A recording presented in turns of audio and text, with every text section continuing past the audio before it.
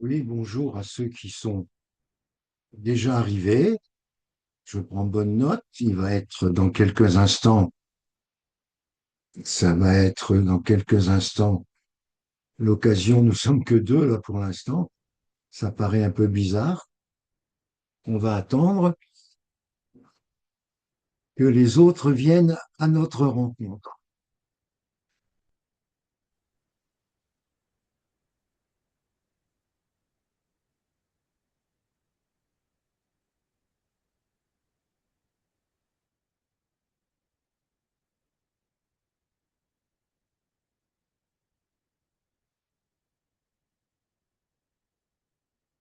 Ah, ça y est, il y a des gens qui arrivent à Gers, très bien.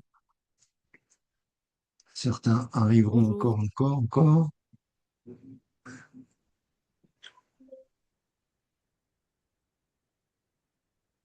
Bonjour, vous m'entendez? Ouais, je t'entends, bonjour. J'attends le reste de la troupe. Je viens de commencer, là, 17h29. Donc, il n'est pas encore l'heure tout à fait. Et il y a Ibrahim et toi, ça fait trois. Nous sommes trois. J'attends un peu plus de monde. La qualité est là, mais la quantité va arriver.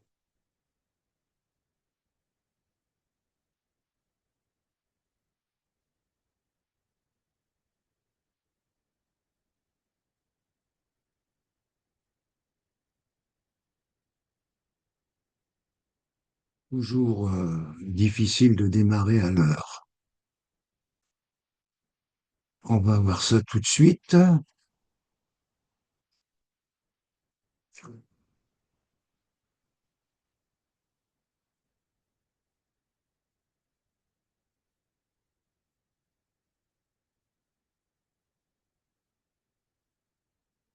J'attends encore.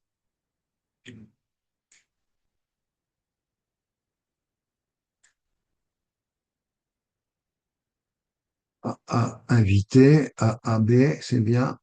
Je sais pas qui est-ce, mais voilà.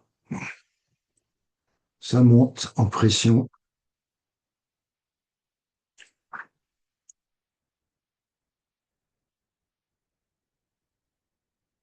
Voilà.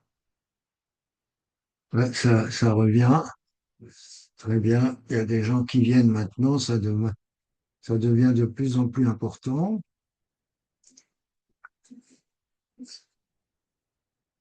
Voilà.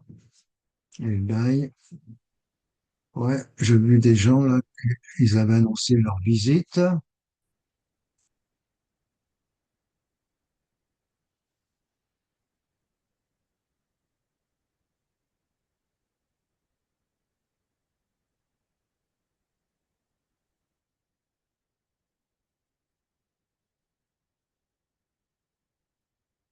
Je vais faire le partage.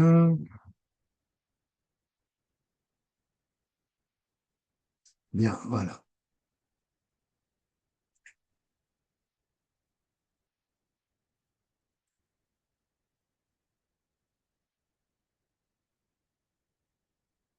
Bien, bonjour à toutes ce vendredi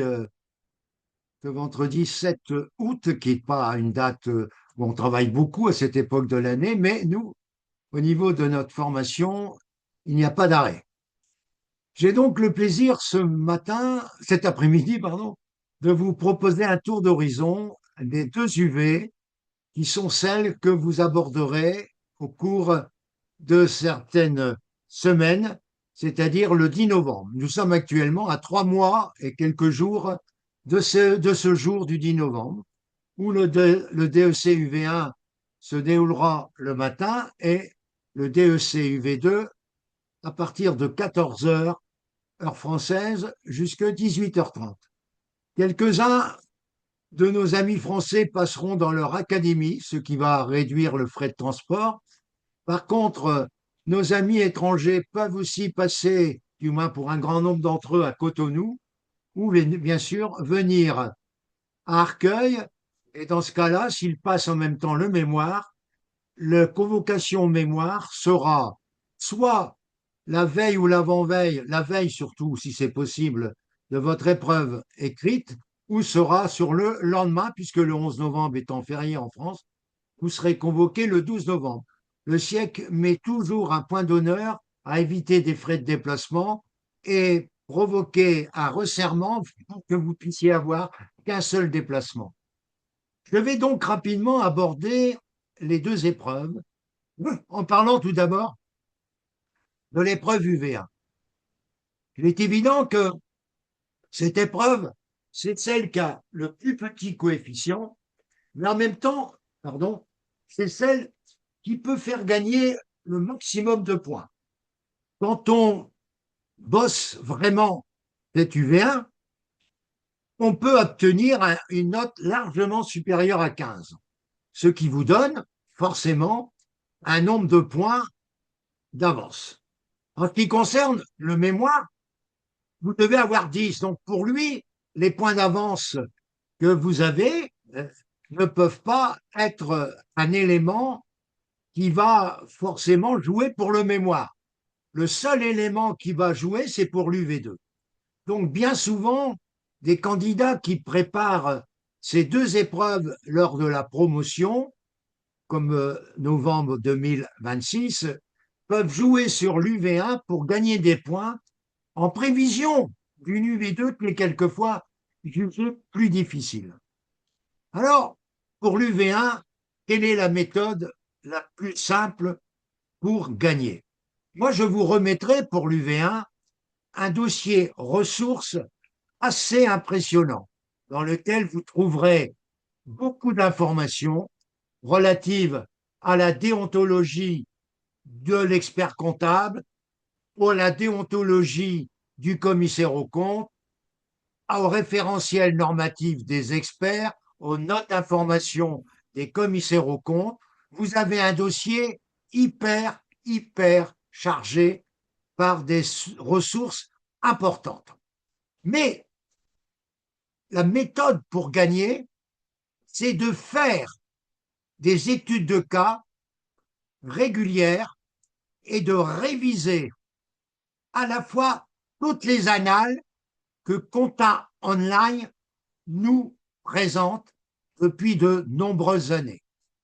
L'épreuve de déontologie date de 2010. Avant, j'étais dans le jury, avant c'était une épreuve orale, qui était une épreuve orale où on parlait de déontologie, puis on jugeait le comportement du candidat.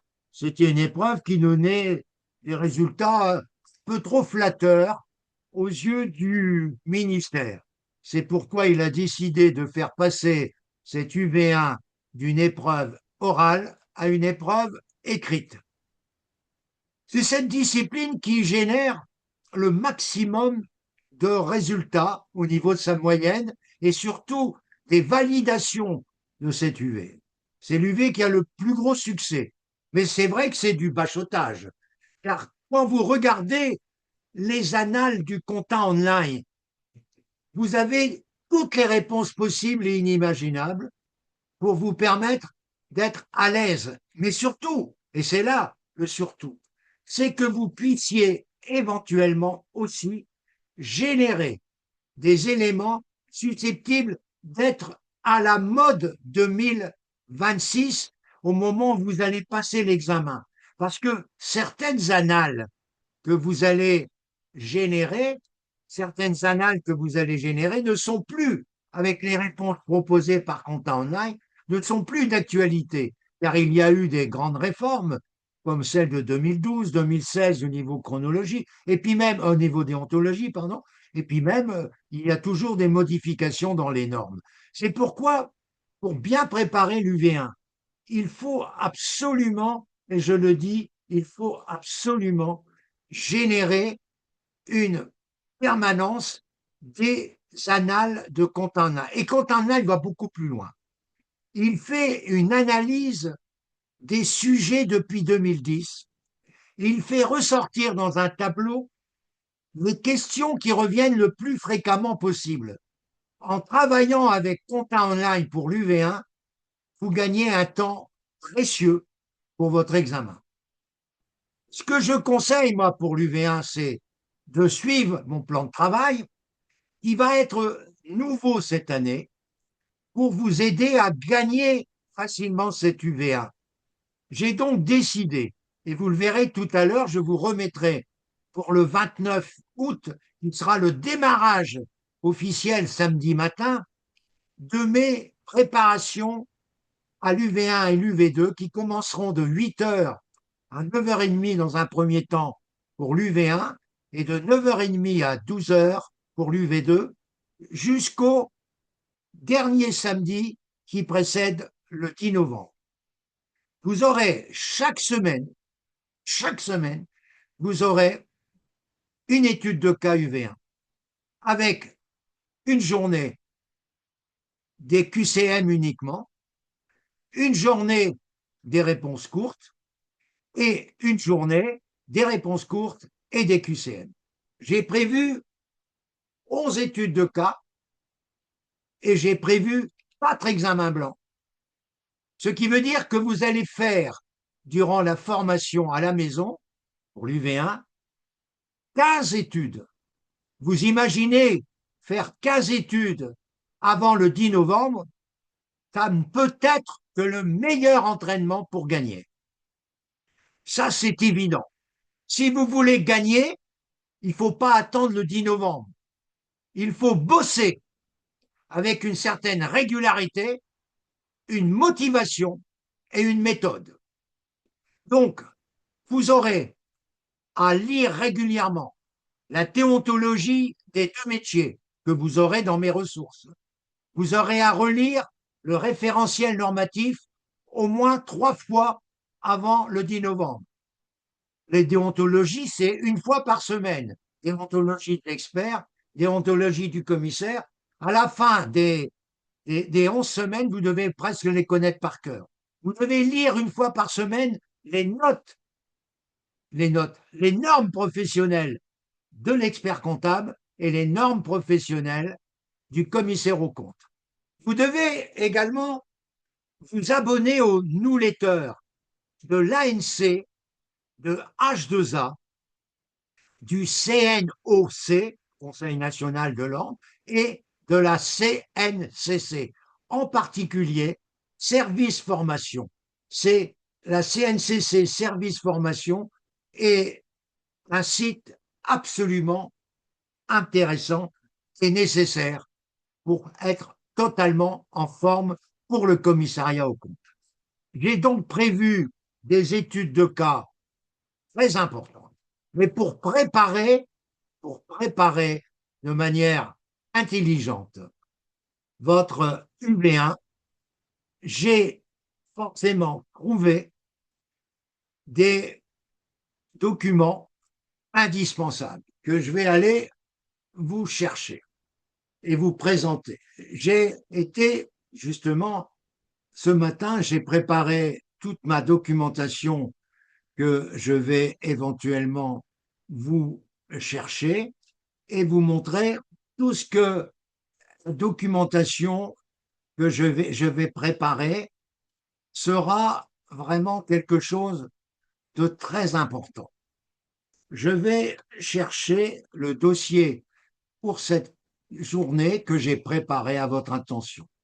Et le dossier que j'ai préparé, vous avez pour l'épreuve UV1, vous avez un exemple formidable de révision par mon collègue qui va peut-être nous rejoindre parce qu'ils ont des petits problèmes. Il y en a un qui est en vacances et l'autre, il est malheureusement souffrant.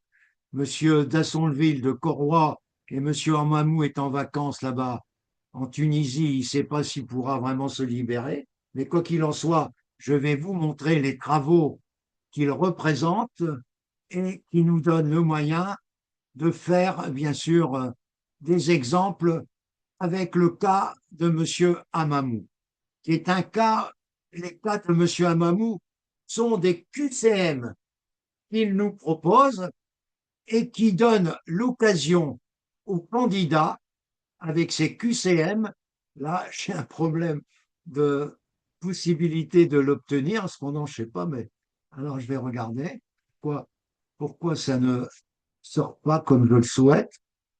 Allez, hop, on va pas s'énerver, on va y parvenir. Mais Ces cas Mamou seront bien sûr proposés dans les documents que vous avez soit à acquérir, soit à obtenir, qui sont des QCM, avec toutes mes excuses pour la difficulté avec laquelle je suis en train de pouvoir. Donc, c'est des QCM très actualisés. Là, je vous ai pris pour pas avoir l'impression de donner les dernières sessions de Kamamou. Je vous ai donné, par exemple, un dossier que j'avais depuis 2023, mais qui donne une idée de ce que fait le Kamamou. Alors là, je vais regarder vraiment pourquoi je l'ai pas. Je vais regarder. Alors là, c'est vraiment bon. Ça, alors, je vais faire le Kamamou. Je viens de le voir là. Attendez. Hop. Donc, ce cas fait l'objet de 250 questions absolument, je dirais, dans l'actualité de l'année 2026, car il fait une révision de ses QCM à chaque session. En conséquence, il vous propose, il vous propose des QCM totalement adaptés aux dernières décisions. Le cas Mamou, comme je peux vous le dire pour la session de la dernière session, le cas Mamou de mai 2026, il y avait 14 questions qui avaient été traitées sur 20 par le cas Mamou, ce qui permettait à ceux qui avaient bossé le cas Amamou en QCM de pouvoir disposer d'une information totalement, totalement formatrice et attachée, bien sûr, aux réponses attendues.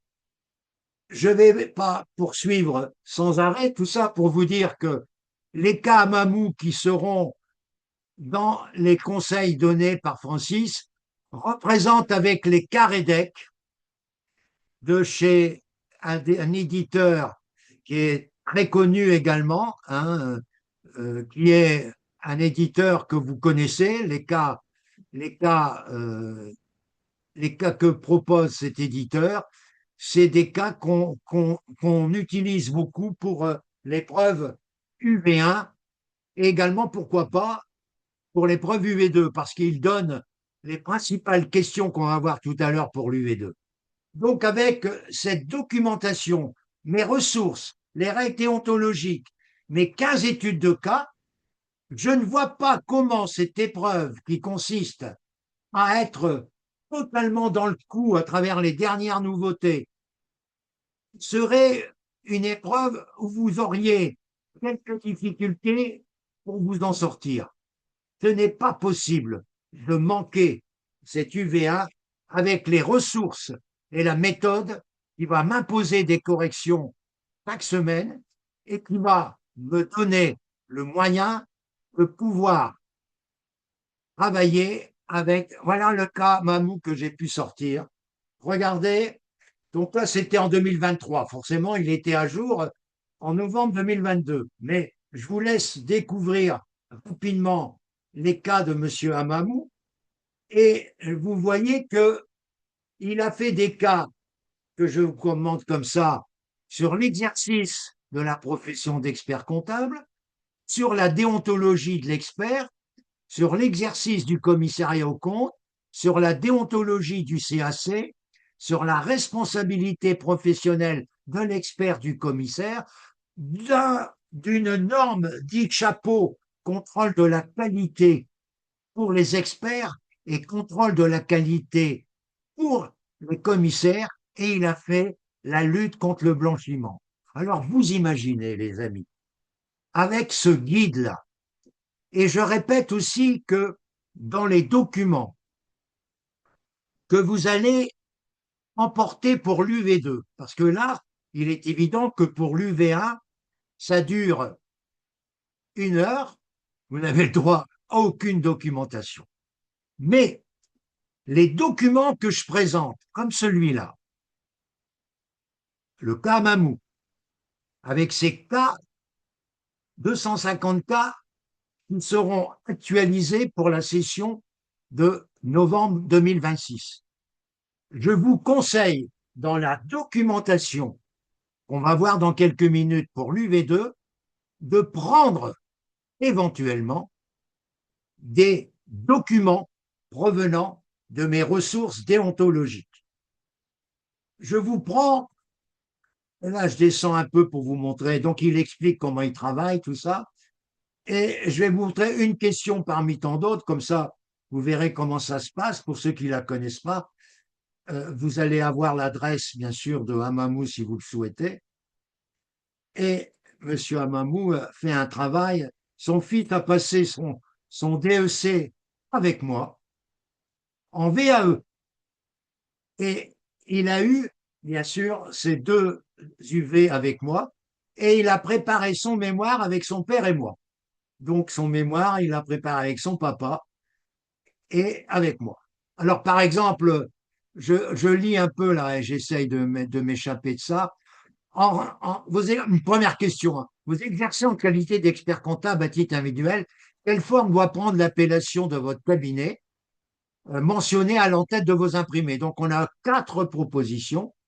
Et puis, regardez en bas de la page, vous avez la réponse exacte. C'est-à-dire que pour QCM, vous avez à travailler vous-même votre propre réponse et la commenter en bas. Alors, en regardant les cas Mamou chaque semaine, au moins une fois, les 250 cas, actualisés pour novembre 2026, plus la déontologie, plus les études de cas réalisées sous l'égide de Francis, comment voulez-vous ne pas avoir 15 ou plus à l'UV1? Ce n'est pas possible si vous suivez mes conseils, mais aussi si vous êtes aussi motivé que moi. Si vous prenez ça à la légère, c'est pas la peine de rester avec moi. Si vous n'avez pas envie de travailler régulièrement, mais sérieusement, ne restez pas avec moi. Allez trouver un autre animateur qui aura peut-être l'art et la manière de vous présenter les choses plus simplement, plus rapidement. Faites ce que vous voulez. Mais moi, c'est un travail rigoureux, un travail avec méthode qui nous permet de gagner. Vous aurez donc, si vous vous inscrivez à ces cours UV1, vous aurez donc très rapidement toutes les ressources que Francis mettra à votre disposition. Je demande à ceux qui m'écoutent de bien vouloir, je dis bien à ceux qui m'écoutent, de bien vouloir me confirmer votre inscription à l'UV1. Je dis ça à ceux qui me regarderont sur la vidéo de YouTube et qui pourront donc, en m'envoyant un courriel et en allant sur le site CPF DFT Formation, voir combien ça coûte pour l'UV1, et ils auront, dès qu'ils seront inscrits, ils auront les ressources dès leur inscription. On n'attendra pas le 29 août, on aura éventuellement le dossier complet. Pour ceux qui sont déjà dans mes groupes, mais pour ceux qui sont dans mes groupes et qui finalement n'ont pas manifesté l'intention de préparer l'UV1, il faut qu'ils me confirment qu'ils ont bien une inscription qui couvre l'UV1, c'est-à-dire que si vous êtes, je dirais, si vous êtes inscrit à un mémoire, Francis accorde à ceux qui sont inscrits pour un mémoire la gratuité pour ces formations. Francis, il est trop gentil. Tout le monde me le dit que je suis trop gentil. Il accorde la gratuité pour les épreuves écrites. Pour la dernière fois, pour les contrats qui vont être signés, j'accorderai également une chose que aucun animateur n'accorde, c'est que je m'engage pour 3 sessions. Mais je tiens à vous dire que j'étais trop gentil avec ça. Et à partir du mois de septembre, c'est-à-dire du 1er septembre, il n'y aura plus d'engagement sur 3 sessions. Non, parce qu'il y en a qui ont trop abusé et je ne peux plus utiliser. Il y en a qui ne payent pas et je ne peux plus utiliser ce genre de proposition, c'est trop laxiste.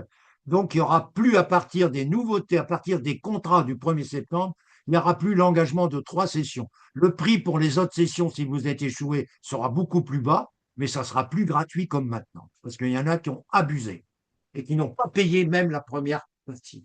Donc, il y en a qui ont trop abusé, je ne peux plus continuer comme ça. Bref, ça c'est mon problème que j'ai évoqué avec mon groupe ce matin. Et il faut être rigoureux dans la vie parce qu'on est des experts comptables. On sait ce que c'est que respecter un certain nombre de choses. Je vais maintenant, à moins que vous ayez des questions à poser, sur l'UV1 avant de passer maintenant, qui est le gros morceau, à l'UV2.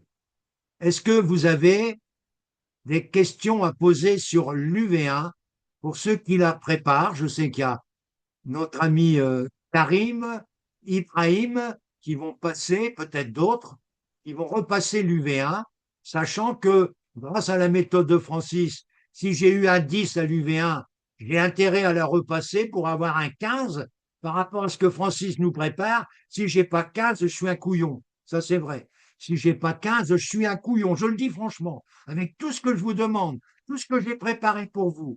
Si vous n'avez pas 15, vous êtes des couillons. Voilà, c'est tout. Euh, Prenez ce risque. Donc, est-ce que quelqu'un a des questions par rapport à ce que je viens d'expliquer? Je répète, si vous n'êtes pas motivé, si vous n'avez pas envie de travailler régulièrement, c'est pas la peine de vous inscrire. Hein.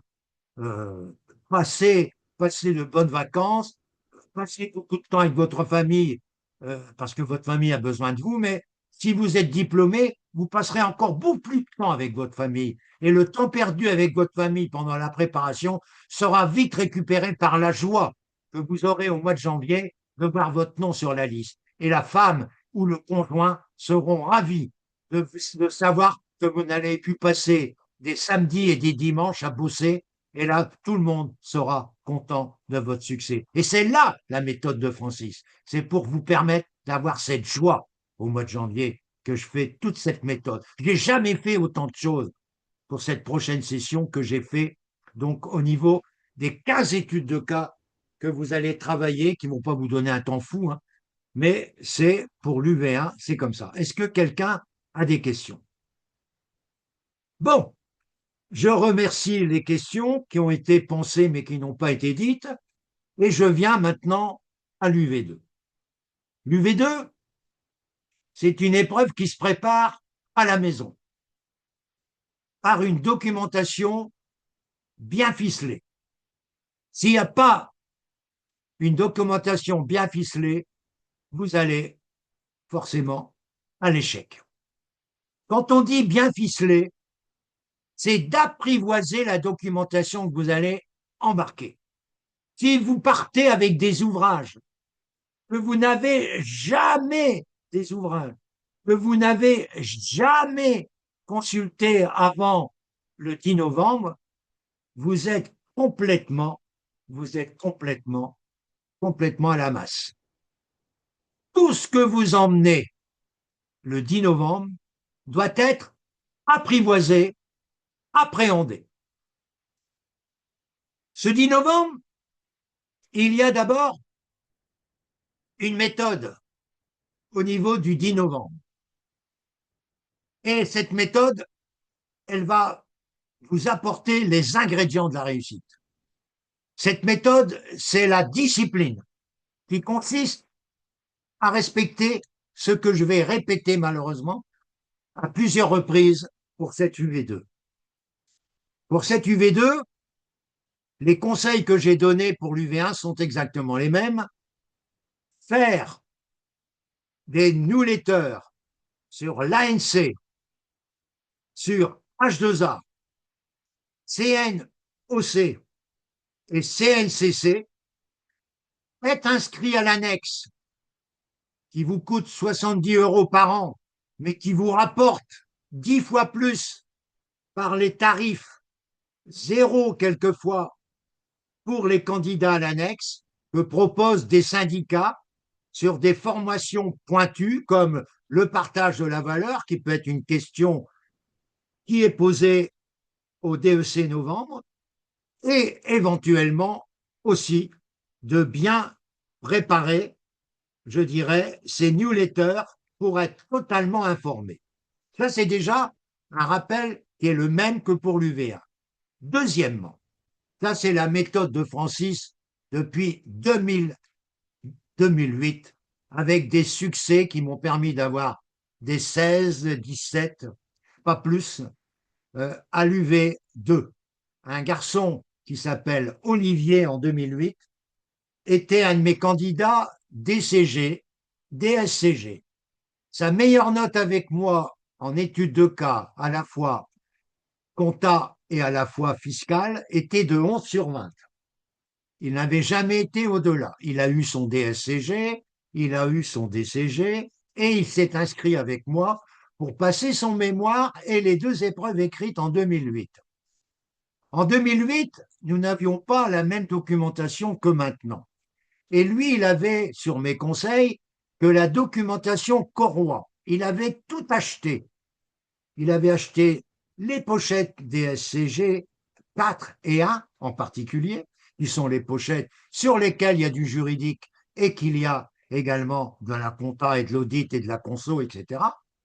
Et les pochettes DSCG, il y en avait 4, droit société, droit social, droit fiscal et compta approfondi. Il avait pris 6 pochettes. Et il a fait voilà le mot qui vient, il a fait un lexique documentaire des pochettes Corroy, en les classant par ordre alphabétique, toutes les pochettes Corroy, en faisant des légendes très, très pédagogiques pour retrouver la pochette qui correspond à la question posée. Donc, il avait fait des légendes en disant, je sais pas, abus de bien social, voire pochette DSCG, page à tel. Toutes les légendes étaient préparées. Pour la première fois, il a fait ce lexique documentaire. Et je peux vous envoyer la vidéo qu'il a réalisée voici 2-3 ans pour expliquer comment il a eu 16. Il a eu 16 au mémoire. Il n'avait jamais eu une note pareille. 16 au mémoire, qui lui a permis, bien sûr, d'être diplômé du premier coup sans aucun problème. Parce que forcément, à partir de 2006, on a instauré l'idée de 10 au mémoire. Mais avant, il n'y avait pas, il y avait pas cette règle de 10 au mémoire. Donc, il y a des candidats qui ont eu, par exemple, 16 comme ce candidat et 12, par exemple, 16 en UV2 et 12 en UV1, par exemple, et 6 au mémoire, ben, grâce au coefficient, même avec un 6 au mémoire à l'époque, on était diplômé. Ça a été changé en 2006 et suivant, car là, à partir de là, il faut avoir 6 au minimum aux UV1 et UV2, mais surtout, et c'est le grand changement qui a fait beaucoup de tort à certains candidats, c'est d'avoir 10 au mémoire. Et c'est ça qui a éliminé certains candidats qui ont dû repasser le mémoire plusieurs fois. Alors, nous sommes le 10 novembre à 14 heures. Que faut-il faire? Vous avez les appariteurs qui sont dans la salle, quelle que soit la salle, et qui ont un paquet cacheté, et le responsable des appariteurs va être devant la salle de tout le monde là, et il va décacheter, et il va donner un petit paquet à chaque appariteur pour que ce dossier soit distribué le plus rapidement possible. Vous êtes dans l'angoisse, vous êtes dans un stress qu'il faut dominer. Toutes les semaines, quand j'envoie mon travail à faire, vous avez des petits conseils de sophrologie donnés par mon épouse pour apprendre à respirer et éliminer le stress. Surtout, diminuer votre rythme cardiaque. Car si votre rythme cardiaque diminue, les amis, vous diminuez considérablement votre transpiration, qui est forcément liée au stress, ou quelquefois à votre surpoids, parce que si vous êtes à Arcueil, que vous avez dû monter 5 étages avec une grosse valise trop bien remplie, vous êtes complètement écœuré quand vous arrivez au 5e étage. Mais si vous êtes souffrant, si vous êtes enceinte, mesdames, par exemple, il n'y en a pas beaucoup de dames, si, il y en a quand même, hein. Il n'y en a pas beaucoup, mais il y en a une. Du moins, il y en a une, ouais. Et si vous avez un problème de santé, n'hésitez pas à faire un certificat médical par un médecin sérieux pour vous permettre de prendre l'ascenseur. C'est arrivé à plusieurs reprises à des candidates qui ont des difficultés au niveau du dos ou qui ont des difficultés tout simplement de maladies relativement non négligeables, ont pu passer par l'ascenseur avec l'appariteur à l'accueil, l'appariteur qui est à l'accueil et qui vient vous accompagner jusqu'à l'ascenseur et vous conduit jusqu'à la salle où vous devez vous rendre. Ça, c'est quand même relativement important de faire tout ça. Alors, l'énoncé arrive. Qu'est-ce que vous faites? Vous regardez d'abord le nombre de dossiers. Vous constatez qu'il y a 3 dossiers. Donc, vous avez déjà normalement préparé vos feuilles de brouillon. Vous avez demandé 4 feuilles de brouillon à l'appariteur. Non pas pour écrire votre texte, ça c'est complètement ridicule, c'est pas pour écrire votre texte, mais forcément, vous avez forcément à préparer votre brouillon d'une manière intelligente. Et comment? Vous allez mettre dossier 1, puis vous allez mettre le dossier 1 et vous allez y mettre le point, 8 points.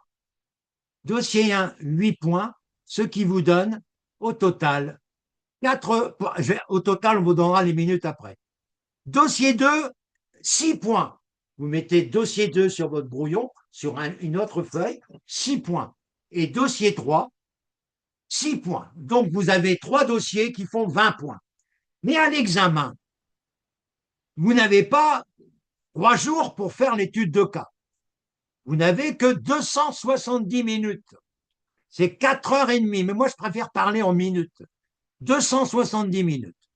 Moi, je considère qu'il faut que vous mettiez 30 minutes, mais j'ai bien 30 minutes, pour la lecture rapide, j'ai bien dit rapide, de votre sujet pour repérer les éléments fondamentaux des 3 dossiers et savoir par rapport à votre documentation, par rapport à vos connaissances, quel est le dossier avec lequel vous allez commencer pour maximiser le nombre de points. Car, je répète, les correcteurs notent sur 100 points. Les correcteurs notent sur 100 points et non pas sur 20 points. Eh bien, quand on note sur 100 points, c'est un avantage, je peux vous le dire en étant correcteur de plusieurs centaines de copies. C'est un avantage absolument impressionnant pour le candidat. Parce que sur 20, une question à moitié faite, il aurait eu peut-être rien comme point, mais par contre, sur un barème sur 100 points, c'est 5 points, eh bien, le candidat a mis quelque chose, le jury sur 5 points mettra 1 ou 2, ce qui donnera forcément une note plus intéressante au niveau des 100 points, qui sera arrondi par le jury à 20 points, mais je répète, n'oubliez pas que le barème est à 100 points, et ça, c'est quand même relativement important, est à 100 points. Et c'est là où les gens ont beaucoup de choses à dire. Je voudrais maintenant vous dire que c'est 270 minutes, je répète, il y a 30 minutes pour la lecture rapide, mais quand je dis rapide, c'est à peine 10 minutes. Et il y a 20 minutes pour la relecture, la numérotation de vos copies dans l'ordre des questions posées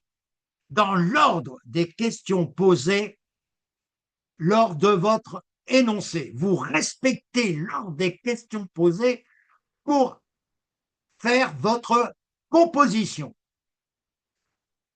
Je réserve donc 240 minutes pour faire ma composition. 240 minutes pour 20 points. Ça veut dire simplement que ça fait 12 minutes point. Et je respecte avec ma rigueur les 12 minutes par point. En effet, ça fait pour la première partie 8 points, 96 minutes je mets. Pour la partie 6 points, 72 minutes. 72 et 96, ça fait bien 240 minutes. Et je m'oblige à respecter c'est partage de temps. Je m'oblige à faire tous les dossiers, sans exception, même quand c'est incomplet. Parce que le jury qui vous juge, cet examinateur qui sont doubles, mais malheureusement c'est con comme la lune en DEC, les deux qui corrigent s'ignorent. C'est-à-dire ils ne savent pas avec qui ils corrigent. C'est anonyme, c'est complètement ridicule.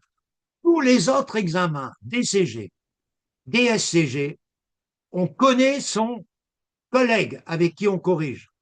Et on se téléphone quelques jours après. Je vais vous expliquer comment ça se passe. En DCG, la plupart des corrections se font sur place. A priori, dans toutes les académies. Moi, j'étais dans mon lycée à l'époque et j'étais président des relations professionnelles, j'étais président de droit fiscal en DCG et j'étais président de relations professionnelles en DSCG et j'étais président en DSCG UV4. Ça se passait pour le TCG, ça se passait, c'était mon lycée qui était le lycée pilote, donc ça se passait dans nos salles. Nous n'étions plus en classe de DES, puisque tout était fermé. Nous avions des salles spécifiques DCG qui servaient pour tout l'ensemble des correcteurs. Il y avait une salle pour le droit social, il y avait une salle pour le droit fiscal, il y avait une salle, etc. Il y avait une dizaine de salles, vous comprenez, ça correspondait à toutes les épreuves. Et puis, les épreuves de relations professionnelles au CG se passaient à une autre date, soit avant, soit après les épreuves écrites. Mais bien souvent, c'était avant les épreuves écrites. Ça dépendait des académies. Et c'était là où je passais 2, 3 jours avec l'ensemble des candidats, étant président, qui passaient les épreuves orales. Pour le DSCG, c'est ça que j'aimerais que nous utilisions pour le DEC. Voilà comment ça se passe. Vous passez le DSCG traditionnel au niveau académique et non pas au niveau national. C'est les académies qui sont les dirigeants de ce DSCG, aussi bien en VAE qu'en traditionnel. Vous remplissez votre copie et votre copie maintenant, et ça c'est formidable, dans les académies comme au siècle, toutes vos copies sont scannées. C'est-à-dire que le jury désigné, par exemple, M. Tison et M. Durand. M. Tison a donné ses courriels, tout ça, et M. Tison, membre du jury des SCG Hauts-de-France, reçoit les scans de 25 copies. On lui indique par le mail et les 25 copies que son co-correcteur, c'est M. Durand, et que M. Durand et M. Tison doivent envoyer les copies qu'ils ont reçues, parce que M. Tison a reçu 25 copies et M. Durand a reçu 25 autres copies, ils doivent échanger les copies au plus tard pour telle date. Et on donne les numéros de téléphone de nos deux examinateurs. Et on dit, à l'issue de vos doubles corrections, vous devez correspondre et vous réunir par téléphone pour déterminer chacun de votre côté la note définitive, en évitant d'avoir des écarts de plus de 2 points. Donc, j'ai corrigé mes 25 copies scannées. J'ai gardé tout ça sur Excel. J'ai tout fait là. J'ai fait Excel avec toutes les petits, comme ça j'ai le détail de toutes mes copies, bien détaillé, les moyennes questions par Excel, etc. C'est génial, c'est ce que je faisais.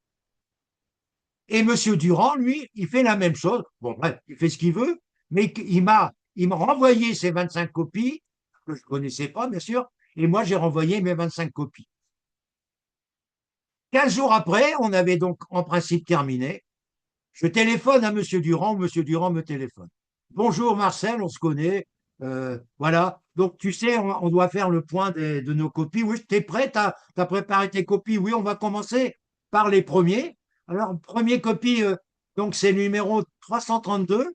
Ouais, c'est 332 aussi, oui. Combien que t'as mis, toi? Tu as mis 11 et demi. Moi, j'ai mis 10. Mais écoute, ça va, tout va bien. Il y a peut-être un écart qu'on peut voir si tu veux. Ah, c'est là, à la troisième partie, je vois.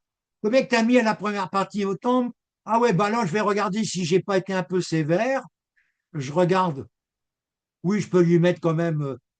Attends, je regarde, j'étais même un peu vache. Je vais lui mettre un point de plus, donc ça fait 11 et 11 et demi. C'est la note qu'on retient. Deuxième,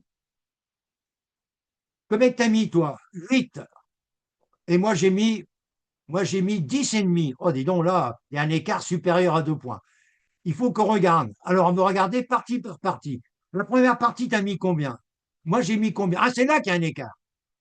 Est-ce que finalement, c'est pas moi qui étais un peu trop large? Regarde un peu, moi, j'ai mis 5 et toi, tu as mis 3. Alors là, il y a quelque chose à voir. Regarde bien s'il a bien répondu à la question, etc.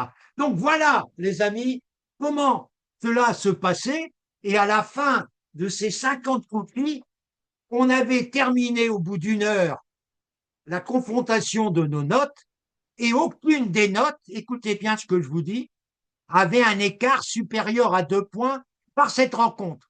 Ça a évité pour le rectorat de faire appel à un troisième correcteur qui coûte cher puisqu'il faut le payer, même si c'est pas très cher payé. Je vous rappelle que une copie de, pour une copie de DEC, vous voyez la longueur que ça peut donner, c'est 2,64 par copie, 2,64 €. Vous imaginez quand on passe une demi-heure, combien que ça fait de. C'est moins que le SMIC, hein, je vous le dis tout de suite. Donc tout ça pour vous dire que c'est beaucoup plus sympa, c'est beaucoup plus généreux pour le candidat et c'est beaucoup plus facile à gérer pour l'académie grâce à cette méthode. Par contre, alors là, vous allez voir le bordel du DEC. Le bordel du DEC, j'arrive pas à comprendre qu'ils n'arrivent pas à appliquer des bonnes méthodes. Le bordel du DEC, c'est que M. Tison et M. Durand sont aussi des examinateurs au DEC, mais ils ne savent pas qu'ils sont ensemble. Alors, M. Tison a reçu 25 copies du DEC scannées, et dès qu'il a terminé, il avait une date, il doit renvoyer le tout au siècle. Donc, il renvoie le tout au siècle, et M. Durand, qui ne connaît pas que M. Tison est avec lui, il fait la même chose. Et après, le siècle, qui a reçu les notes de M. Tison et de M. Durand, envoie à M. Tison les copies de M. Durand et à M. Durand les copies de M. Tison. À l'issue de 15 jours, M. Tison et M. Durand renvoient au siècle et le siècle compare les notes. Et les deux jurys ne se connaissent pas. Ils ne savent pas avec qui. Et s'il y a plus de 2 points d'écart, j'ai bien dit 2 points d'écart, plus 2. Quand il y a 2, on laisse les notes. Quand il y a plus de 2 points d'écart, il y a sur Paris, où moi j'étais le correcteur, quand il y a plus de 4 points d'écart, qu'est-ce que je raconte? Points d'écart, et tout à l'heure j'ai parlé de 2 points d'écart, non. Point d'écart, tout ça, vous comprenez pourquoi, je m'en excuse, aussi bien pour le DSCG que pour le DEC, c'est pour éviter que ça coûte trop cher. Parce que mettre, mettre 2 points d'écart, il y avait à une certaine époque pour le DEC beaucoup, beaucoup, beaucoup de copies où le nombre de copies qui dépassaient 2 points d'écart était très, très, très, très, très, très nombreuses, ces copies. Et ça entraînait beaucoup de frais pour le ministère, parce qu'il y avait une troisième correction, même si c'est pas cher payé. Si vous aviez 500 copies à revoir, hein, même si c'est pas cher payé, quand vous constatez que c'est 2,64, moi je m'en fous, mais c'est toujours des sommes que le ministère devait sortir. Donc, en mettant l'écart à 4 points, vous le comprenez, on a bien, bien, bien, bien freiner les corrections à 3 points. Avec la méthode du DSCG où les correcteurs se connaissent avec un écart de 4 points, il est évident qu'il n'y a plus de troisième correction. Et il n'y aurait plus de troisième correction au DEC si on agissait ainsi. Et je crois que le fait que les deux correcteurs puissent correspondre au DEC, c'est la meilleure des méthodes. Moi, j'ai jamais été déçu par les corrections du DSCG. Nous apprenons ensuite, nous, à travers les statistiques que nous envoie le siècle pour le DEC, nous apprenons la moyenne que nous avons mis à toutes nos copies. Chaque examinateur, correcteur de l'UV2 comme de l'UV1, reçoit la moyenne qu'il a mis à ses copies, et en face, on met la moyenne de son co-correcteur. Quelquefois, il y a 1,5 point d'écart entre les moyennes obtenues par Tison et les moyennes obtenues par Durand. Ça veut dire qu'il y en a un qui est plus large que l'autre. S'ils s'étaient rencontrés par téléphone, comme je viens d'expliquer pour le DSCG, il n'y aurait pas ce genre de constat. Il n'y aurait pas du tout ce genre de constat. Et aujourd'hui, point d'écart, vous comprenez que vous allez dire, mais Monsieur Tison, c'est quand même difficile d'avoir 4 points d'écart pour l'UVA. Je suis d'accord avec vous. L'UVA, c'est oui ou non. Il est évident que avoir 4 points d'écart et un des deux qui n'est pas sérieux, examinateur. Donc, il n'y a quasiment aucune aucune triple correction en UV1. Par contre, et c'est là le par contre qui s'explique, en UV2, il n'y a pas de corrigé définitif qui est proposé. Vous aurez les corrigés officiels de 2015 à 2026 lorsque vous serez avec moi. Les corrigés officiels. Ils ne font pas plus de 8 pages et je vais revenir pourquoi. Ils ne font pas plus de 8 pages dactylographiées, ça fait 12 pages manuscrits. Parce que, si vous voulez, le corrigé officiel dit, pour telle question, c'est laissé à l'appréciation de chaque correcteur.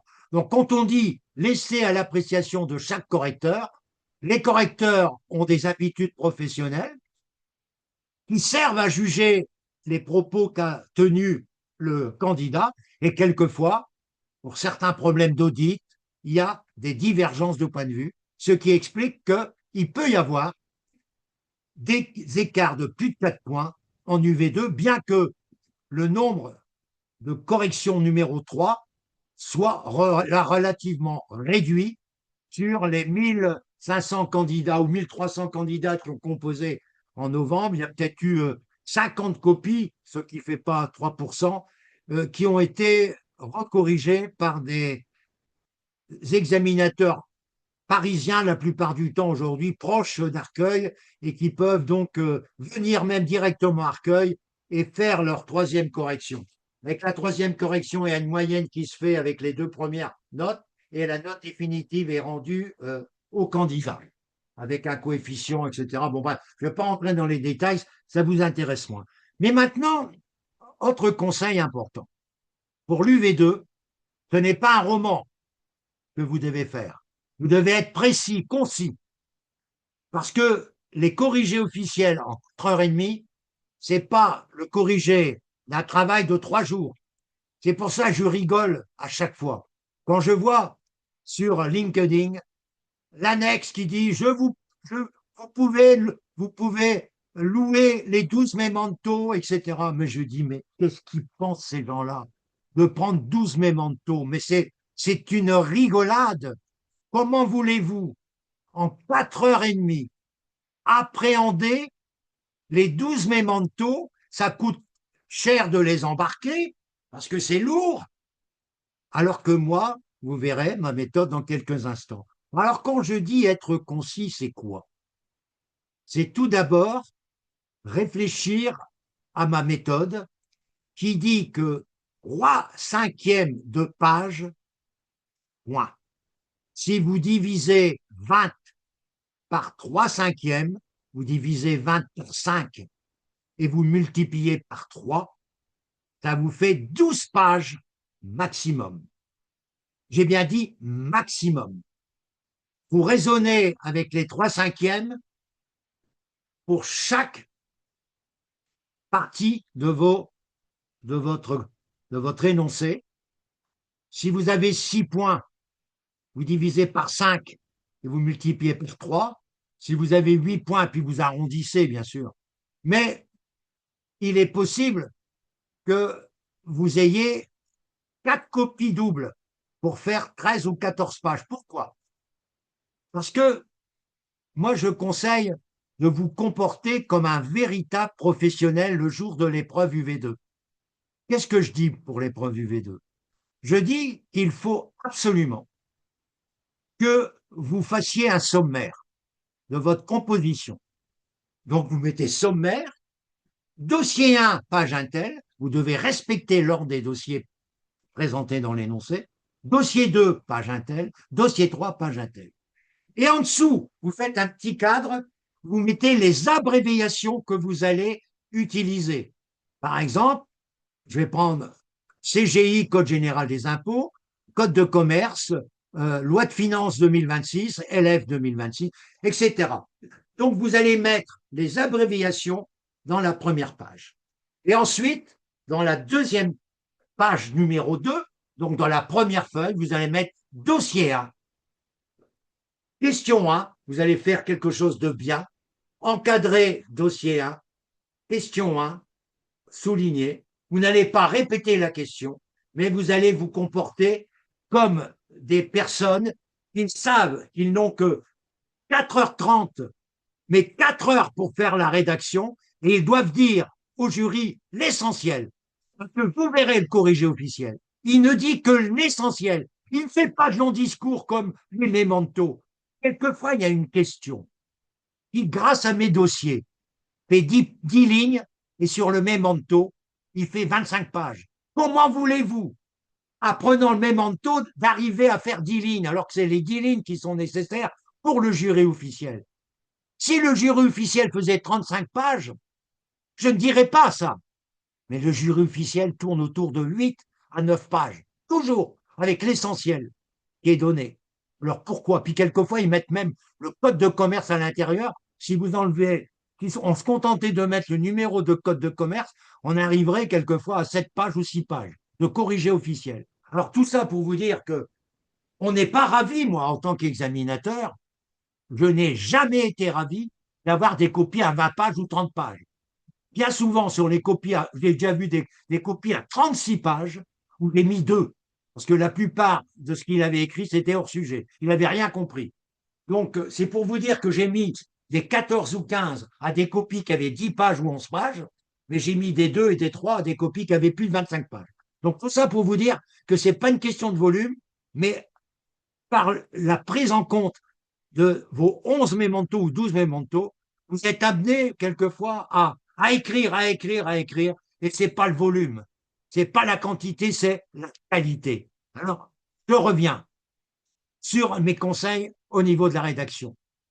Je répète, un point, 12 minutes, et vous vous imposez ces horaires.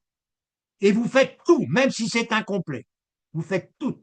Vous essayez de répondre quelque chose. Parce que même si vous ne répondez pas complètement, si votre documentation est belle, bonne, vous n'avez aucun problème pour résoudre les questions posées.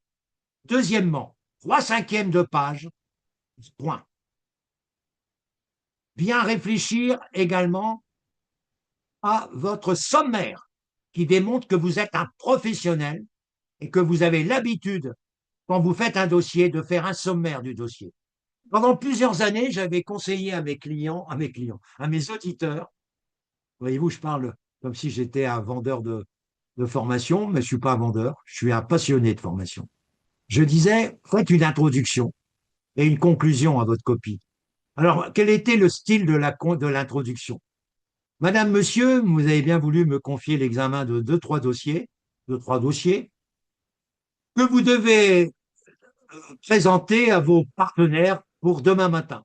Compte tenu du temps imparti, vous trouverez le détail de mes réflexions qui peuvent être complétées, si vous le souhaitez, par un rendez-vous téléphonique avant ce soir. Je vous en souhaite bonne réception et vous signez le candidat. En conclusion, les dossiers que vous avez bien voulu me traiter sont en totale adéquation avec les derniers congrès des experts comptables qui portaient sur et les journées nationales du commissaire aux comptes. Je pense avoir apporté les éléments nécessaires, mais il est évident que je reste à votre disposition également pour vous apporter toute information complémentaire et je vous souhaite bonne réception et bonne rencontre avec vos partenaires. Voilà comment je présentais, je dirais, une proposition d'introduction et une proposition de conclusion qui donnait l'impression qu'on avait affaire à un véritable expert comptable qui composait sa copie et non pas un candidat. C'est la différence entre un expert comptable et un candidat. C'est ça la différence. Et moi, j'adoptais par cette présentation quelque chose qui donnait l'impression qu'on était vraiment de professionnels. Alors, revenons maintenant à la documentation nécessaire. Je vais vous présenter dans quelques instants le document de base que j'ai mis en place depuis 2008 sans arrêt et que tous mes candidats, la plupart, ont réalisé. C'est un lexique documentaire. Lexique documentaire, c'est quoi? Vous allez en voir quelques-uns dans quelques minutes. C'est un ensemble d'articles que j'ai envoyés ou d'articles que vous avez vous-même lus dans vos différentes lectures, que vous placez par ordre alphabétique dans un dossier que vous mettez sur Excel, par ordre alphabétique, en faisant des légendes relativement claires pour retrouver, bien sûr, la réponse qui est la plus proche possible de la question posée. Ce lexique documentaire est basé aussi sur un document que j'ai commencé à faire en 2020, suite à la pandémie. Donc, voyez-vous, entre 2008 et 2020, je n'avais pas ce document exceptionnel que je vous ai encore transmis en fin de mois. C'est la bibliothèque numérique de Francis, qui est un véritable trésor dans lequel vous avez des dossiers qui sont à mettre dans votre lexique documentaire. Ne confondez pas la bibliothèque numérique, qui est le grand royaume d'information, avec le lexique documentaire, qui est adapté à l'épreuve que vous allez subir, dont le programme académique, écoutez bien, le programme académique de ce DEC UV2, c'est le même programme académique que le DSCG à caractère juridique, c'est-à-dire UV1, UV4 du DSCG, et les DCG à caractère juridique, droit des sociétés, droit social, droit fiscal et compta approfondi. C'est le même programme, sauf que l'on ajoute à ce programme académique votre expérience professionnelle. Ça, c'est important. Il faut que dans la rédaction de votre copie, on sent le professionnel et non pas l'étudiant. On sent le professionnel par rapport à des habitudes que vous avez eues dans votre travail de tous les jours.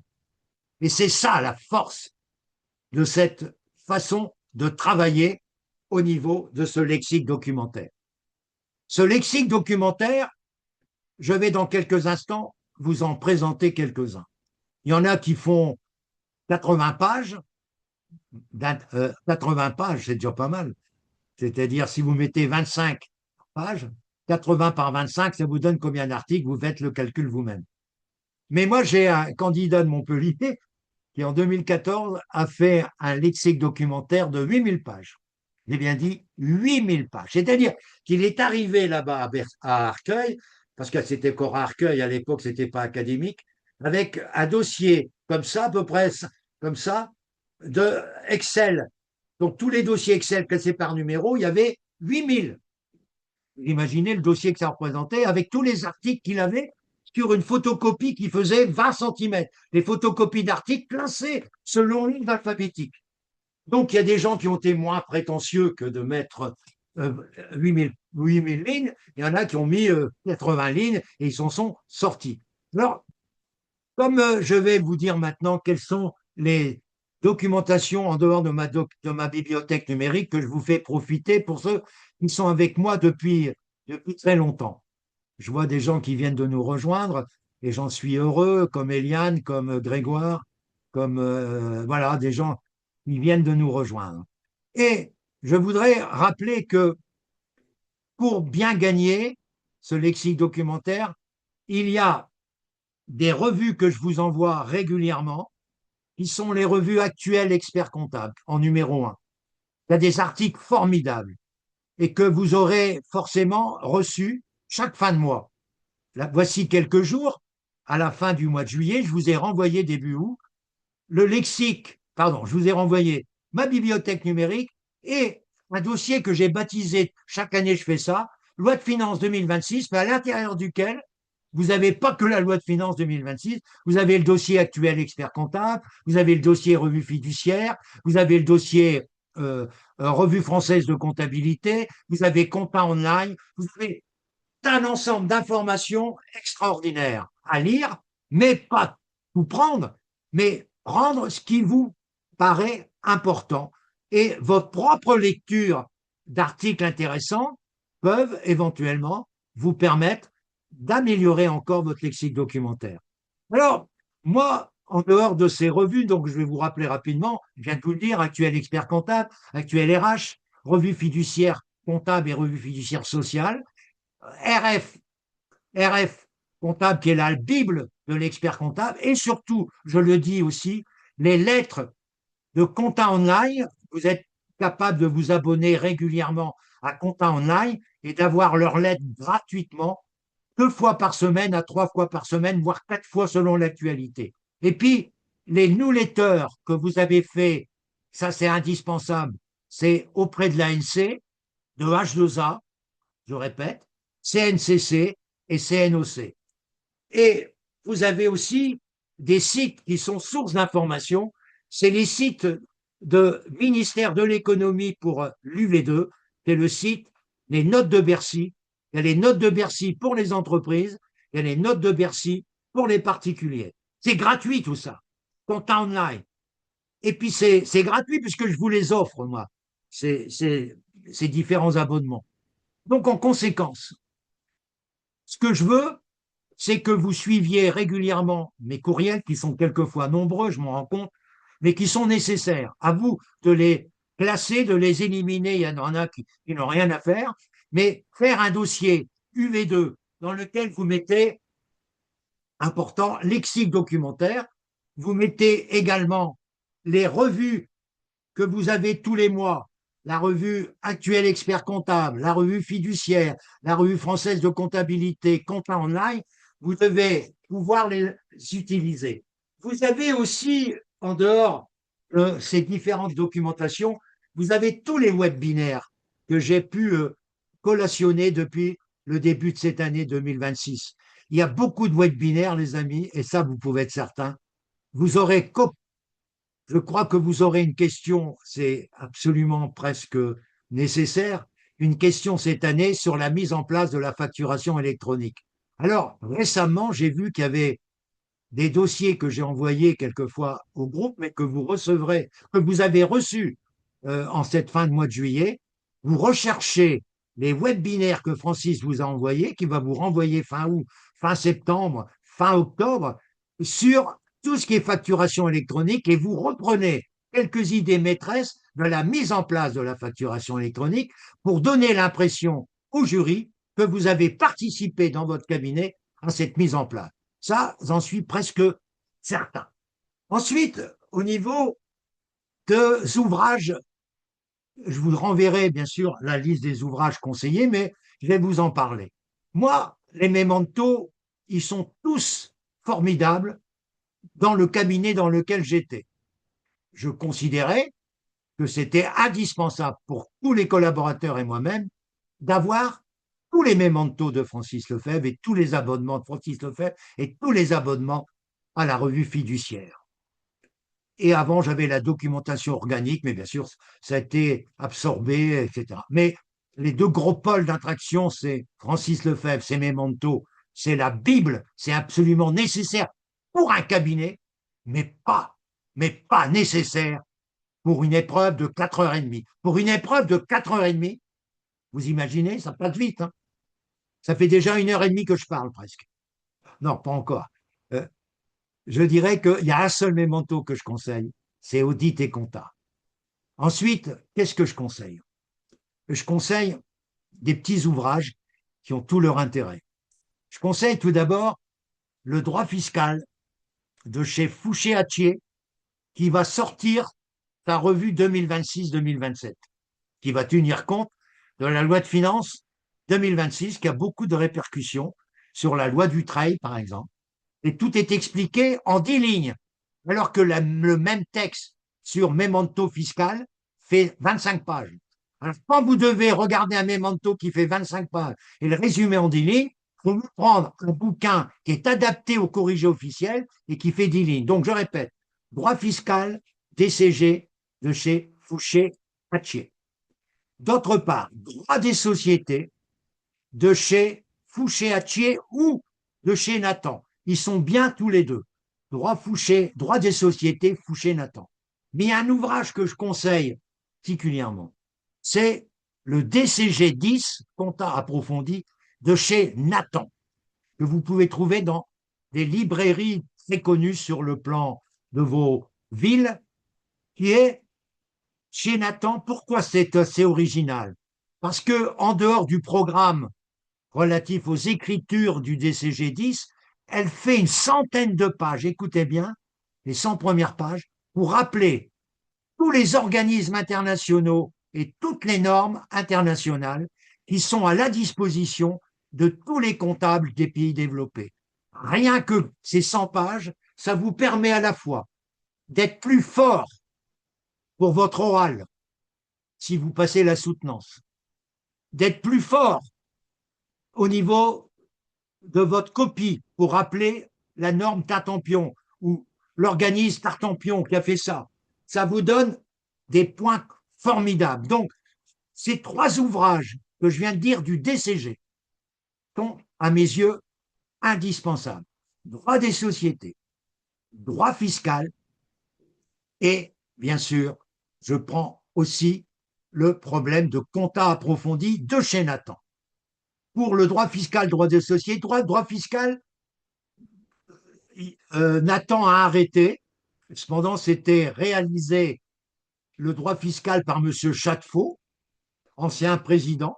J'appréciais son bouquin, même si j'ai pas toujours apprécié l'homme, mais j'appréciais son ouvrage. Comme il n'avait pas assez de demandes, Nathan a arrêté.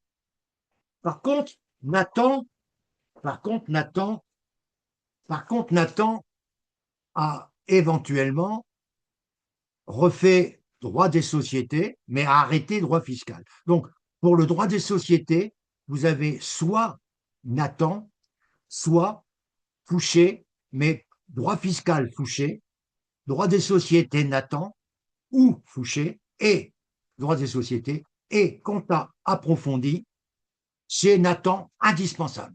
Ça coûte pas très cher. Ces trois ouvrages coûtent beaucoup moins cher qu'un seul memento. Je vous le dis tout de suite. Tous mes ouvrages conseillés coûtent moins cher qu'un seul memento.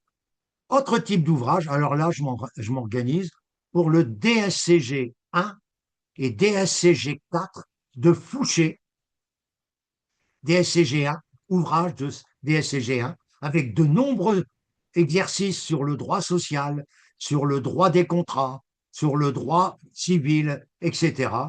de DSCG, et vous avez des corrigés d'exercices avec un code pour aller chercher les corrigés sur Internet. Donc le DSCG 1 et le DSCG 4 vous donnent tous des éléments pour bien répondre aux questions posées le jour de l'examen. Ils ont fait des parties sur la facturation électronique dans la nouvelle édition que vous aurez au début de fin de mois d'août, début septembre.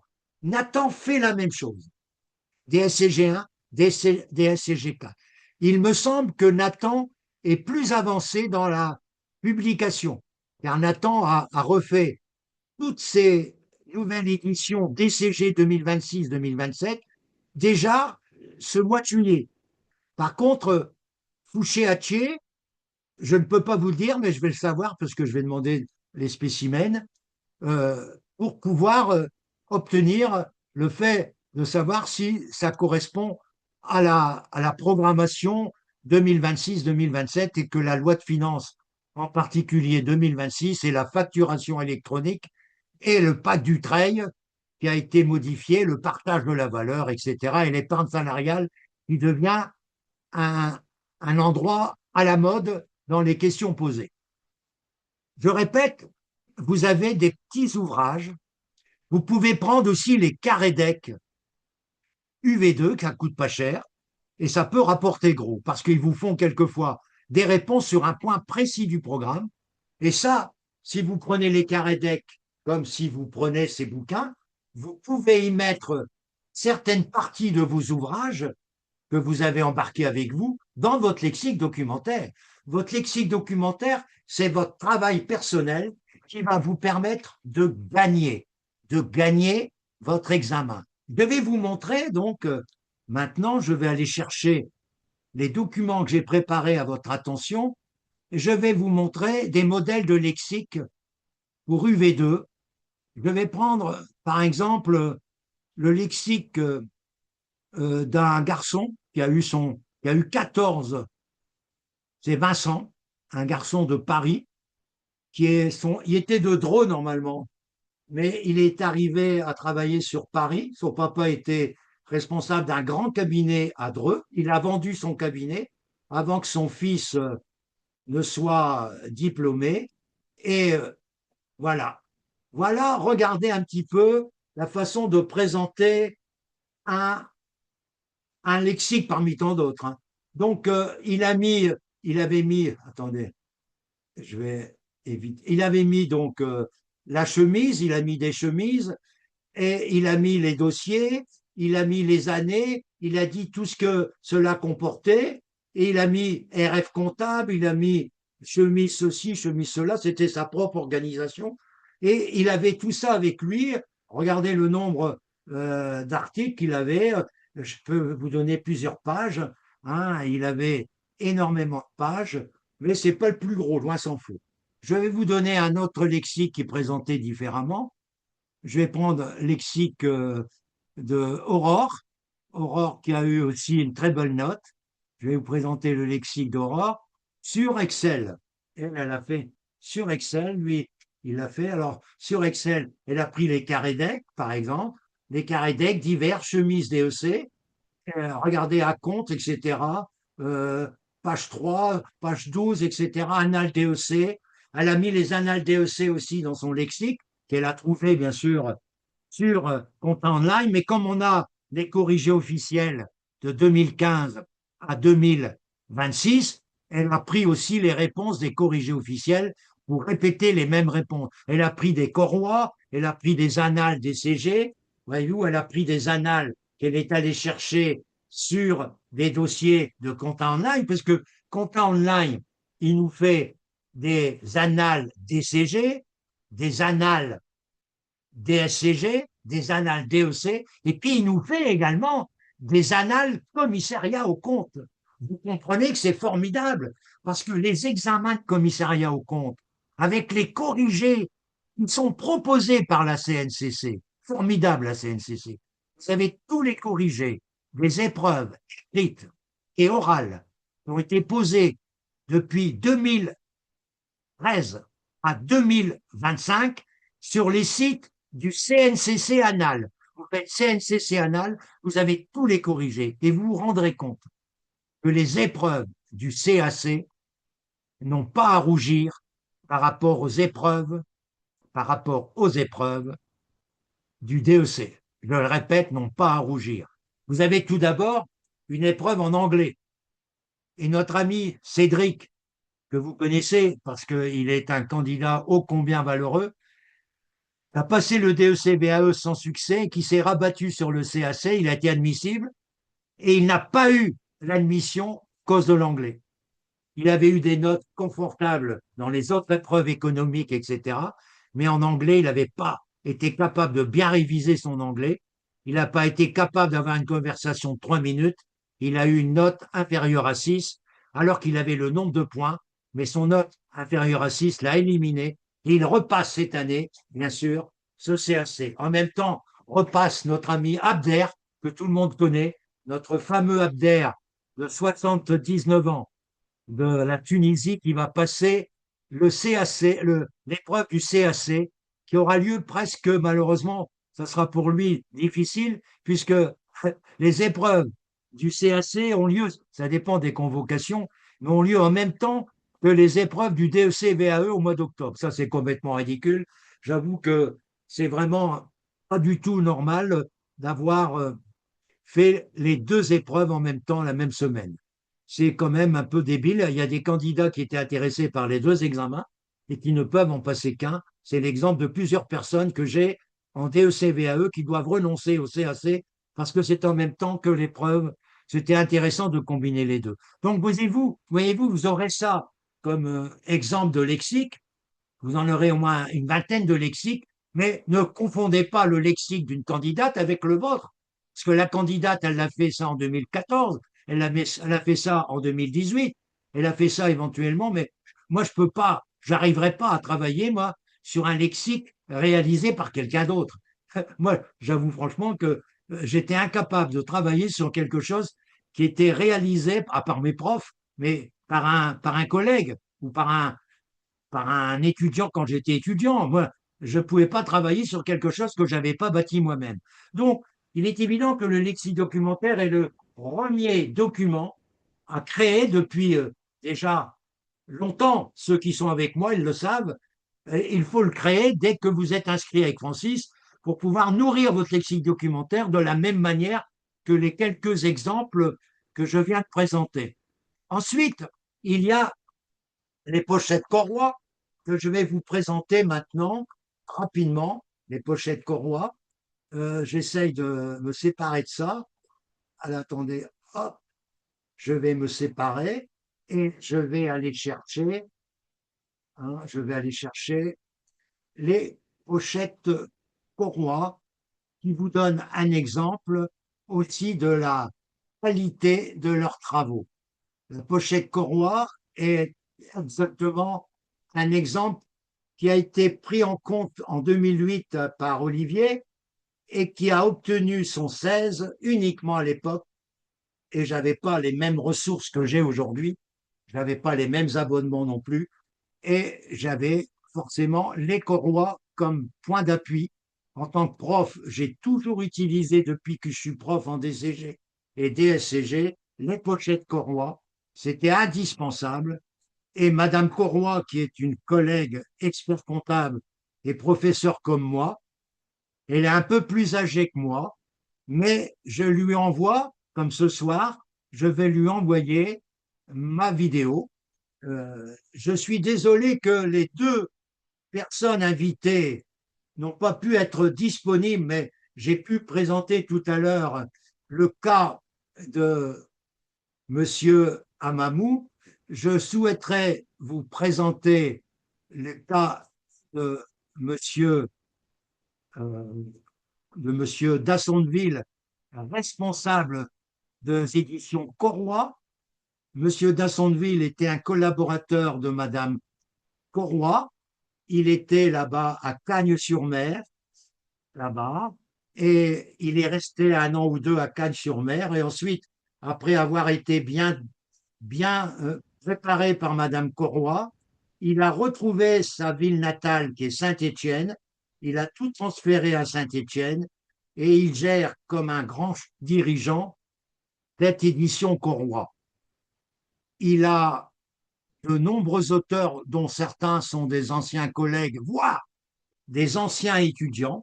J'ai deux, trois étudiants de DCG, DSCG qui sont devenus agrégés et experts comptables et qui sont rédacteurs de revues de chez Corroy. J'étais heureux de revoir leur nom. Ça me fait revenir 25 ans en arrière, mais ça fait plaisir de voir que ce que j'ai semé n'a pas été totalement, je dirais, escamoté et que le fait de la réussite de certains d'entre eux me fait un grand plaisir. Les pochettes Corroy, je suis en train d'essayer de vous les proposer, je n'arrive pas. C'est pas grave. Vous aurez dans quelques minutes le compte-rendu de cette réunion, mais vous aurez également, associé à ce compte-rendu, vous aurez également deux études de cas à faire, au plus tard pour le 29/8, jour du démarrage officiel de mes cours, une épreuve UV1, 20 questions, QCM, très facile, et une épreuve UV2 avec des thèmes d'actualité que j'ai choisis volontairement. Je vous rappelle qu'il y a des règles par rapport à mes habitudes, par rapport à mes observations. Écoutez bien ce que je vais vous dire. Il arrive souvent que les QG de l'UV1 ou de l'UV2 qui ne sont pas infinis, je dis bien qui ne sont pas infinis, qui sont quand même limités, les sujets possibles, reviennent souvent 6 ans ou 7 ans en arrière. Nous sommes en 2026. Je vous demande d'étudier particulièrement sur Compta Online les sujets 2019, 2020, aussi bien en UV1 et en UV2. Faites-vous pas de soucis.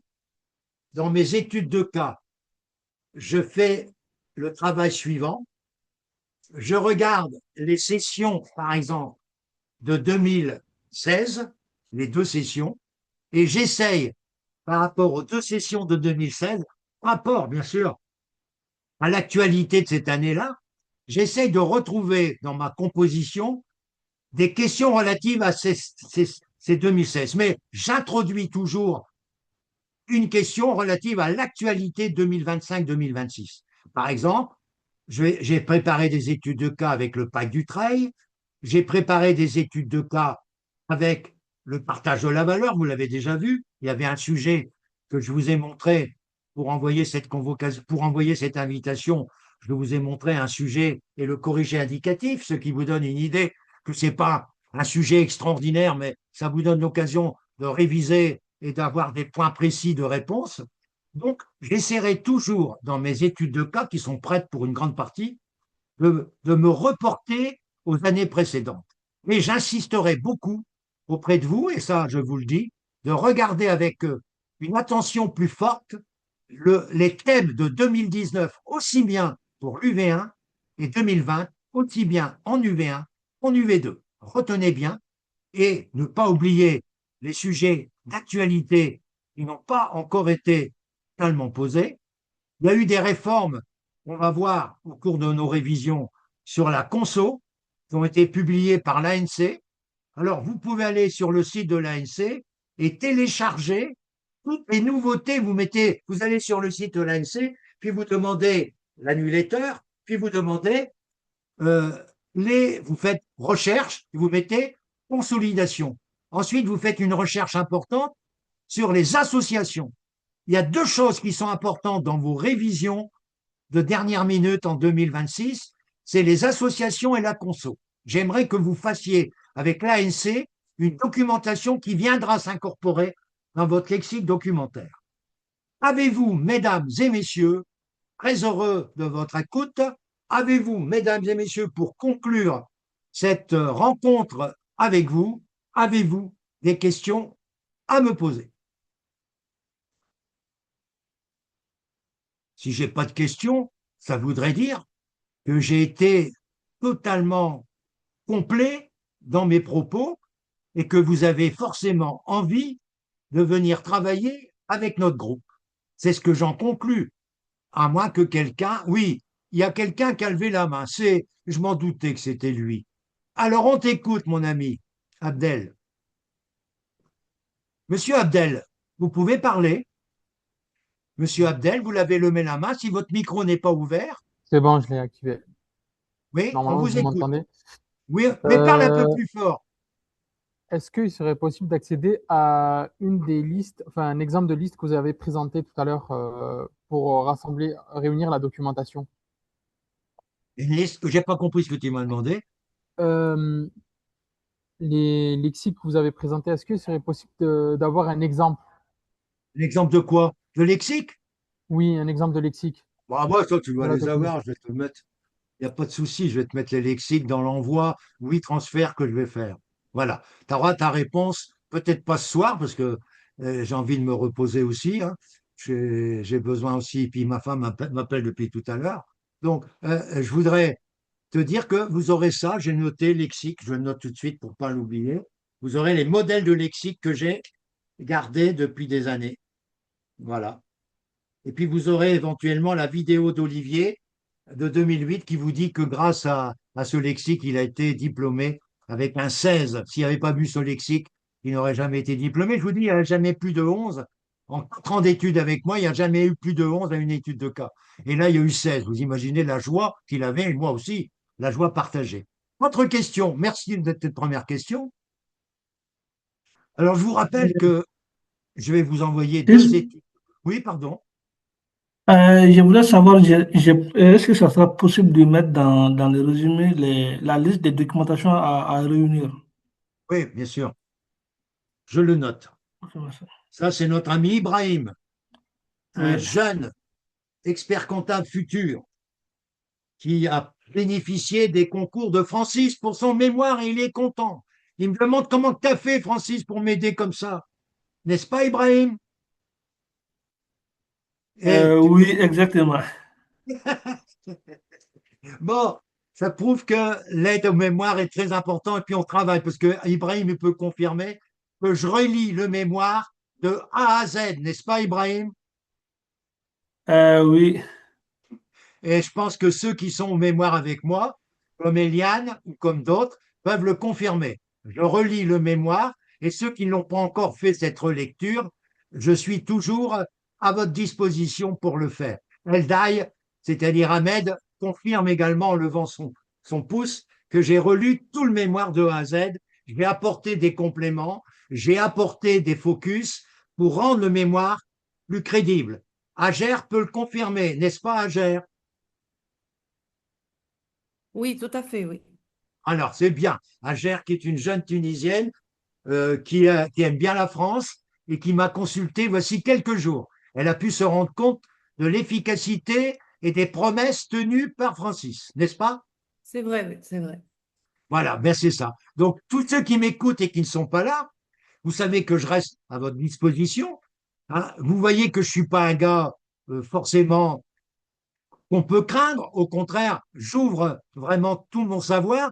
Et vous savez, quand vous avez un formateur qui a été professeur, donc qui connaît la pédagogie, qui a été expert comptable dans un gros cabinet, qui a été examinateur au DCG, au DSCG, au DEC, pendant 25 ans et 40 ans au DCG et 30 ans au DSCG, j'avoue franchement que on peut lui faire confiance. Il a derrière lui l'expérience, il sait comment ça se passe un jury, il sait comment ça se passe la VAE au DCG et au DSCG, mais pas pour l'instant en tant que membre du jury au DEC VAE, puisqu'on a peur de me voir arriver au DEC VAE, parce qu'on sait que je vais apporter une révolution dans l'évolution du jugement de la VAE, qui est complètement hors la loi actuellement, parce qu'il n'y a pas de grille d'évaluation, et le seul rendu qu'on donne à ceux qui ont échoué au DEC VAE, voilà le compte rendu, manque d'expérience. Vous imaginez avec ce compte rendu-là, comme quoi un candidat non validé peut s'en sortir avec un manque d'expérience. Surtout que, par moment, un candidat qui a entre 50 et 60 ans, qui travaille dans un grand groupe comme KPMG, qui gère 60 personnes, dont 12 experts comptables diplômés, qui est jugé par un examinateur qui a à peine 45 ans et un autre expert comptable qui est un peu plus âgé, mais que les deux osent dire à ce monsieur qui a forcément une prestance et une qualité professionnelle supérieure à ces deux examinateurs et surtout une expérience nettement supérieure à qui on dit manque d'expérience. Comment voulez-vous, les amis, que je ne réagisse pas? Vous avez vu hier encore un exemple d'une incohérence. Vous avez vu, hier, j'ai envoyé une lettre à la présidente du jury pour lui montrer pourquoi je râle. Vous avez vu l'observation écrite d'un membre du jury, illisible au DEC traditionnel, illisible, et que ce monsieur, qui est le signataire, qui est le signataire de cette lettre, de cet avis manuscrit, c'est celui qui a donné à 4-1 du premier coup un candidat, et lors de la deuxième présentation, il se, il se, il se déplace en disant que je renonce à ce 4-1, c'est-à-dire il est contre sa décision où il avait donné un 4-1 du premier coup. Il demande et non pas laisser le candidat passer sa troisième soutenance devant le jury national, c'est obligatoire. Il demande au candidat, alors que c'est lui qui a donné le 4-1 du premier coup, de refaire une notice, alors qu'il l'avait agréé du premier coup.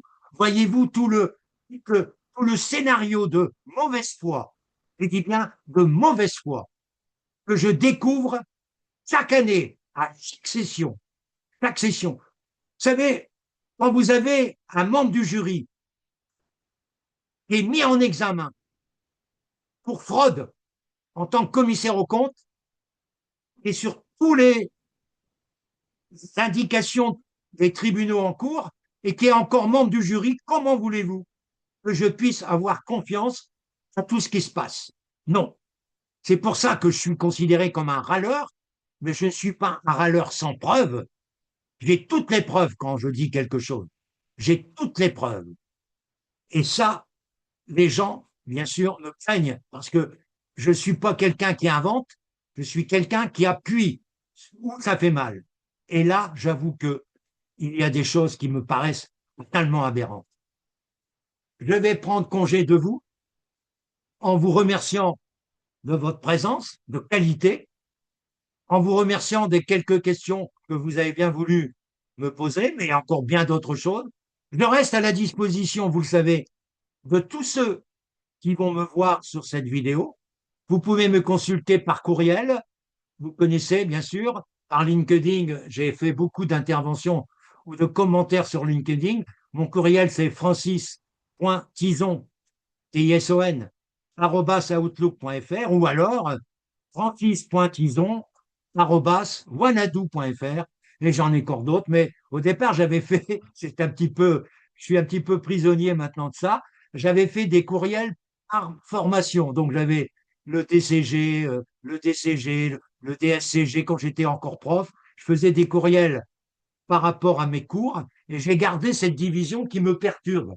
Le seul courriel que je souhaiterais que vous utilisiez, c'est outlook.fr ou orange.fr que vous avez dans mes différents travaux que je vous envoie régulièrement. Je vous enverrai bien sûr cette vidéo, je vous enverrai tous les documents qui me paraissent importants que vous avez demandés et surtout les amis, je vous enverrai 2 études à faire le plus tôt possible, mais le plus tard possible, c'est le 29/8, c'est-à-dire le jour du démarrage des 2 UV 1 et 2 qui vont être tonnerre de Dieu parce que cette année, vous allez avoir 15 études de cas entre le 29 août et le 10 novembre.